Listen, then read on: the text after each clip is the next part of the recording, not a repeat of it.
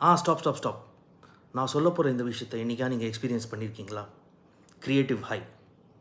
Rum, vodka, ஜின்னு, pineapple ஜூஸோட ஊற்றி, சோடாவை ஊற்றி, Lime கார்டியலில் mix பண்ணி வர ஹை இல்லை pass.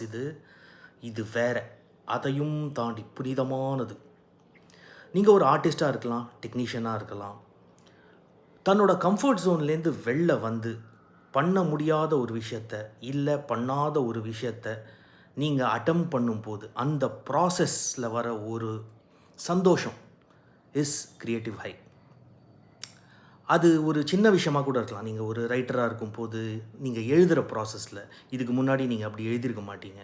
Something new, something out of your comfort zone, something you're attempting for the first time, but which gives you immense joy, immense pleasure.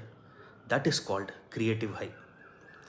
இப்படி தான் 2022 எனக்கு வந்த ஒரு க்ரியேட்டிவ் ஹை. நான் ஷூட் பண்ண ஒரு சின்ன மலையாள படம். அந்த மலையாள படத்தோட பேர் 2 Men. வெறும் ஒரு Sony Venice camera, 4 LED light, இதை மட்டும் வச்சு 22 நாளில் ஷூட் பண்ண படம். No fancy equipment, no expensive gadgets, absolutely nothing. In fact no track and trolley or jimmy jib also. But அந்த ப்ராசஸில் அண்ட் அந்த அவுட்புட்டில் எனக்கு வந்த ஒரு ஜாய் இருக்குது. அப்போ தான் நான் அந்த க்ரியேட்டிவ் ஹையை நான் எக்ஸ்பீரியன்ஸ் பண்ணேன். ஸோ மை டியர் ஃப்ரெண்ட்ஸ், உங்களுடைய க்ரியேட்டிவ் ஹை எப்போ வந்தது அதை கண்டிப்பாக கமெண்ட்ஸில் சொல்லுங்கள்.